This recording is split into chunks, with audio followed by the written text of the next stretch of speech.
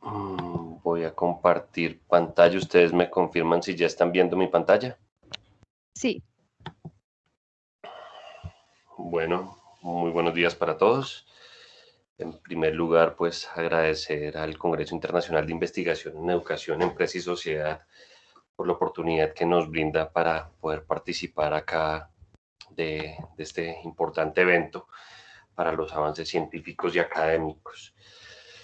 Entonces, como lo mencionaban, venimos a presentar unas propuestas para el mejoramiento de la atención de forma humanizada a pacientes con COVID-19 en unidades de cuidado intensivo. Una mención especial pues a mis compañeros, obviamente, Aura Lucía Durán Marín y Pedro Enrique Castro Perdomo, y obviamente a nuestra tutora que nos ha acompañado en todo este proceso, la doctora Tania Lisbeth Orjuela. Esto hace parte de una iniciativa que empezamos a trabajar nosotros desde nuestra ponencia de trabajo de grado para graduarnos en la especialización, y a partir de eso pues ya surgen una serie de propuestas. Pero para iniciar, ¿qué es muy importante?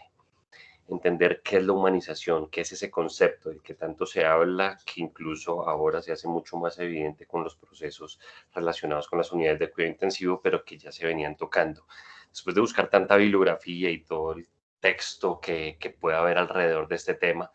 nosotros ya logramos configurar una definición que es la que me va a permitir mencionarles ahora,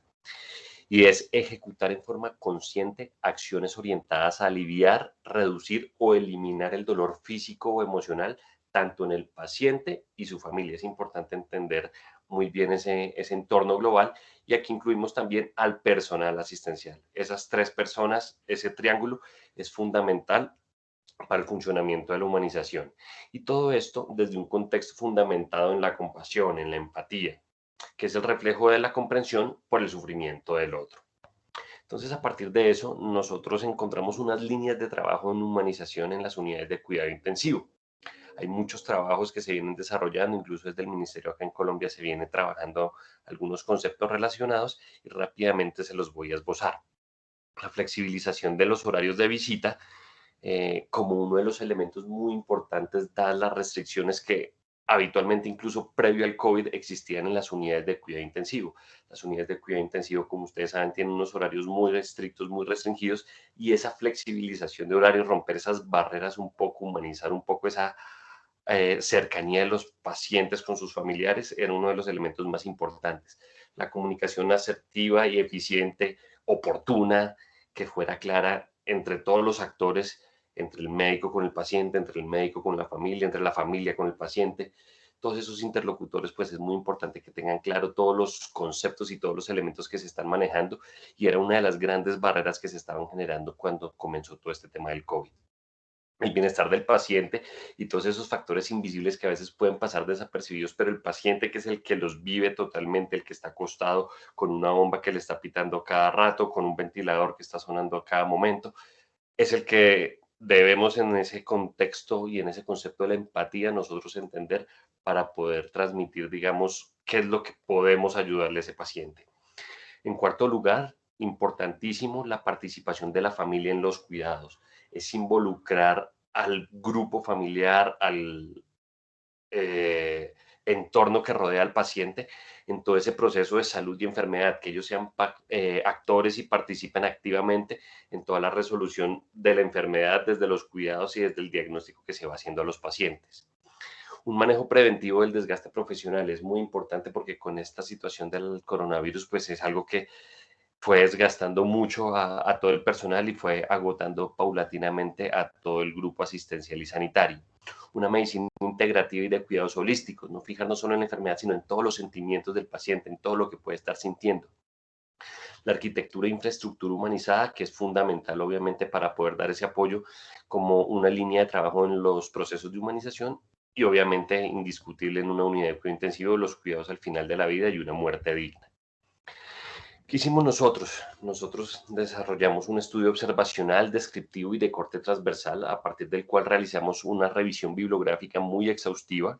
Hicimos unas encuestas para tratar de entender qué era lo que estaba pasando en ese marco de las unidades de cuidado intensivo por COVID, puntualmente en el contexto de la humanización, y tabular toda esa información. Realizamos cerca de 150 encuestas que nos permitieron dar con el hallazgo que más adelante les vamos a compartir con esos resultados relevantes y pues una revisión bibliográfica para entender cuáles son esas propuestas que nosotros podríamos llegar a sugerir que eran susceptibles de implementarse en nuestro medio. Revisamos cerca de 60 artículos de la literatura nacional e internacional para poder tener muy bien robustecido esa situación. ¿Qué nos sucedió? Tuvimos un gran inconveniente y fue el acceso a la información, sobre todo en el tema de las encuestas. Cuando queríamos nosotros empezar a indagar al respecto, inicialmente los hospitales nos impidían un acceso a la información por temas muy relacionados con esa susceptibilidad que se estaba generando en medios de comunicación, todo lo que acontecía con el coronavirus. Deben entender que este trabajo nosotros lo empezamos a plantear desde que comenzó la pandemia, desde el 2020. Entonces, en ese momento, pues ante la falta de información que había desde el punto de vista técnico y científico, obligaba a las instituciones a ser muy cautelosas con la información que entregaban. Asimismo, había una gran sensibilidad por parte del grupo médico y asistencial, de todo el grupo sanitario, enfermeros, fisioterapeutas e incluso los que indirectamente participan en esto, como la gente de seguridad, las personas de cafeterías, etcétera. Había un tabú en las familias y un estigma y temor en los pacientes por todo lo que se generaba. Ustedes recuerdan que muchas veces señalaban incluso al personal de salud y no los dejaban ingresar a sus casas porque habían atendido pacientes con coronavirus. Una dificultad que nos generó a nosotros el acceso a la información que necesitamos. ¿Qué decidimos hacer? Al ser ya un tema a nivel mundial, una pandemia, ya a todos nos estaba tocando el tema, cada uno de nosotros indirectamente ya podía haber tenido algún contacto con personas de la pandemia del coronavirus y decidimos entonces nosotros ampliar nuestro radio y hacer las encuestas con nuestro círculo cercano de todos los que estábamos participando. A partir de eso, pues, ¿qué encontramos nosotros? Los resultados nos mostraban que las personas encuestadas, en su mayoría, pues fueron los pacientes, perdón, los acudientes o los familiares de los pacientes los que nos respondieron las encuestas, en su gran mayoría mujeres, como pueden ver ustedes, pues con unos rangos de edad bastante variados que le daban como bastante validez a la muestra. Eh, Algo que indagábamos nosotros y que nos parecía clave era saber si tenían o no una experiencia previa o un contacto previo con una unidad de cuidado intensivo. El 68%, como pueden ver, no tuvo ese contacto previo con una unidad de cuidado intensivo. El lugar de residencia, que era muy importante porque ante la falta de unidades de cuidado intensivo, muchos pacientes se iban trasladando a simplemente los lugares donde había disponibilidad de camas y el parentesco de las personas que nos hicieron y nos colaboraron con las encuestas que realizamos. Como les mencionaba, al final toda esa información la terminamos tabulando este año en el mes de mayo. Asimismo, pues ya en cuestiones más puntuales, el apoyo emocional recibido entendiendo que el 1 es lo más bajo y el 6 es como la mejor calificación, entender las condiciones de los pacientes en una unidad de cuidado intensivo era lo más importante desde ese apoyo emocional que podían recibir tanto los pacientes como los familiares. Y la consideración de las necesidades del paciente no tiene una insatisfacción marcada como se puede ver ahí en la gráfica, pero sí permitía ya empezar a ver algunas necesidades muy relacionadas con las estancias que tenían los pacientes, principalmente con los temas de información. En cuanto a los síntomas, los cuidados, los manejos que se tenían de los pacientes, había en términos generales unos resultados muy positivos en los cuales se veía una complacencia no solo de los pacientes que eran los que vivían de primera mano toda la enfermedad, sino de los pacientes, de los familiares de los pacientes, de los acudientes que acompañaban a todo este entorno a los pacientes. En cuanto al manejo de los síntomas, digamos que al principio notábamos nosotros que había como una incertidumbre por los cambios que se generaban a partir de la información que iba llegando de cómo se comportaba el coronavirus, de cómo se entendía la enfermedad, pero en ese sentido, digamos que el comportamiento siempre tuvo una tendencia favorable por el comportamiento del personal sanitario frente a los pacientes y sus familias. Frente al nivel de comprensión de la información, hay una calificación ahí, digamos, como intermedia, y ahí era donde nosotros empezamos a ver como esas primeras brechas y era por cerrar esas barreras que se estaban presentando para evitar precisamente el contagio y la expansión de la enfermedad. Está tanto en la comprensión como en la consistencia, ya empieza a ver uno que hay algunas situaciones en las cuales no hay una claridad tan marcada y era uno de los elementos que nosotros teníamos que empezar a identificar como una estrategia, una propuesta para implementar en estos pacientes que se encontraban en unidades de cuidado intensivo por COVID-19. En cuanto a las sugerencias así grandes, nosotros encontramos que lo principal estaba relacionado con los temas de la comunicación. Como ustedes pueden ver, un 26% y un 19% están relacionados con la comunicación y con la información que se daba. Entonces, insistimos, esas brechas que se generaron, tocaba romperlas. Finalmente, la experiencia de los familiares y de los pacientes no era la más agradable en una unidad de cuidado intensivo antes del COVID, pero con las barreras que se generaron por el coronavirus, pues evidentemente esto se agrandó y ahí era donde se tenía que intervenir de manera muy importante. Y la experiencia, pese a todas las dificultades, a todo lo que se ha estigmatizado, a todo lo que se ha hablado alrededor del coronavirus, tanto en medios de comunicación, redes sociales y como es de la misma cultura científica, afortunadamente para todos los grupos que fueron entrevistados, la experiencia en términos generales en un 71% la calificaban como positiva, dándonos pues un resultado global favorable. A partir de eso, entonces, ¿cuáles son las experiencias que la literatura nos mostraba a nosotros para poder acceder? Antes de eso, me voy a permitir leerles unas opiniones de pacientes en las encuestas que nos dejaron a nosotros. Rápidamente nos dieron mucha energía y esperanzas para esperar a mi papá. Nos dejaron verlo aunque no estuviera permitido. El poder verlo por última vez fue bastante humano y empático. Los médicos y las enfermeras eran muy cercanos con mi familiar y mostraban un gran sentido solidario.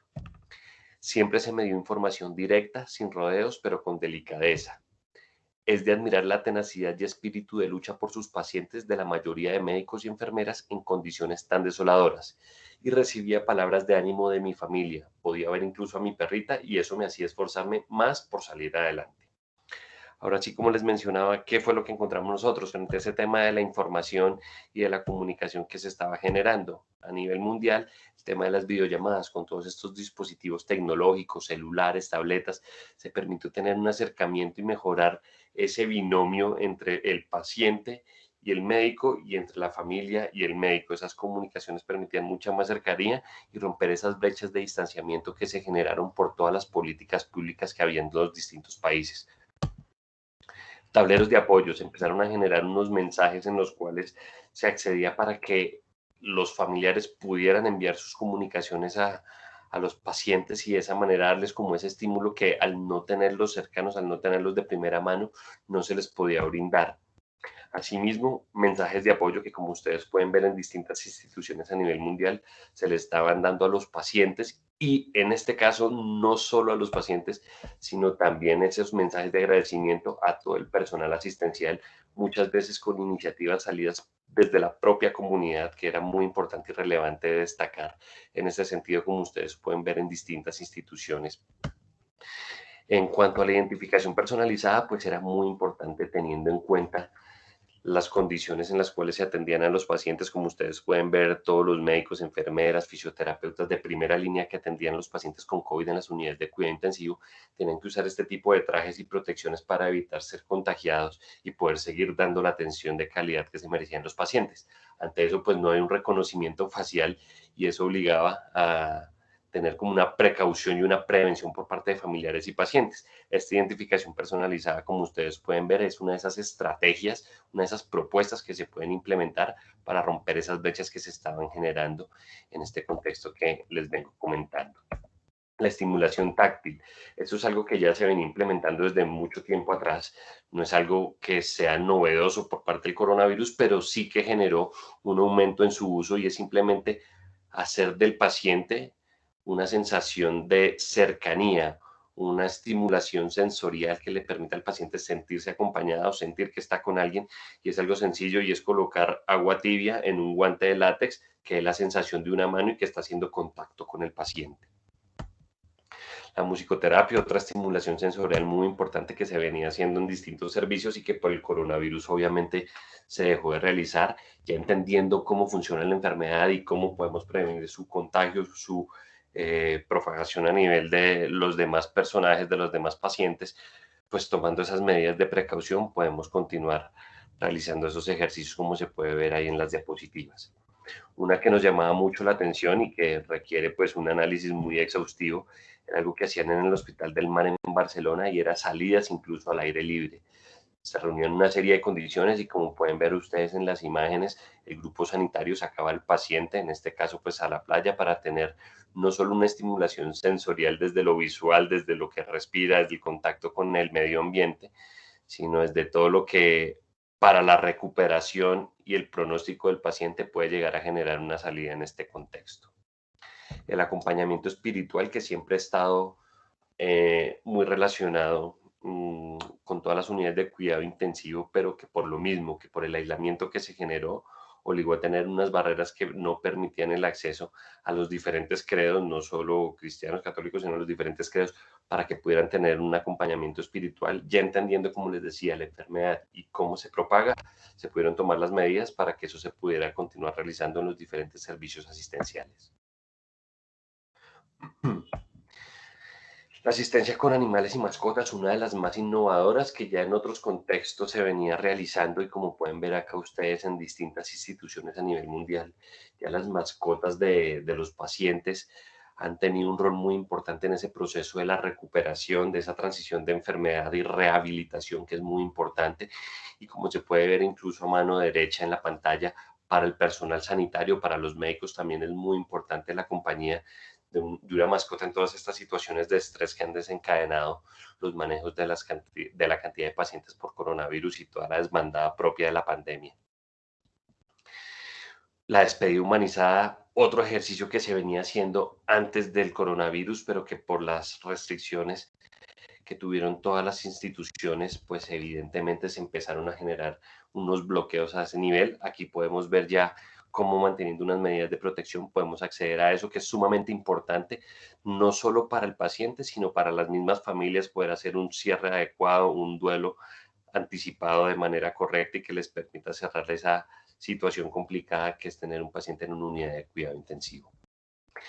La ambientación, pues es algo que desde la aromaterapia, el control de ruido y la iluminación controlada, en varios hospitales se trata por lo menos de generar para que las situaciones de los pacientes sean mucho más favorables en contextos de delirio y situaciones que pueden ser desfavorables en una situación de una unidad de cuidado intensivo, pero que con estos elementos pues se pueden empezar a trabajar. Entonces rápidamente nosotros consideramos que hay una alta viabilidad de implementación en estas que están aquí en estas diapositivas, en las tecnologías digitales de comunicación para hacer ese acercamiento de las videollamadas y de la información que se le da de parte de médicos a los pacientes y a los familiares, los tableros y mensajes de apoyo, la identificación del personal para que el paciente y el familiar sepa con quién está hablando, el acompañamiento espiritual que se venía haciendo y que con las medidas podemos continuar realizándolo. La estimulación táctil y sonora, esa estimulación de los sentidos es súper importante para la rehabilitación y recuperación de los pacientes. La asistencia con, perdón, con animales y mascotas y la despedida humanizada. Todas esas que les nombré tienen una alta viabilidad de implementación. Aparte que no tienen un gran costo, sí pueden tener un gran impacto en la recuperación de todos los pacientes y en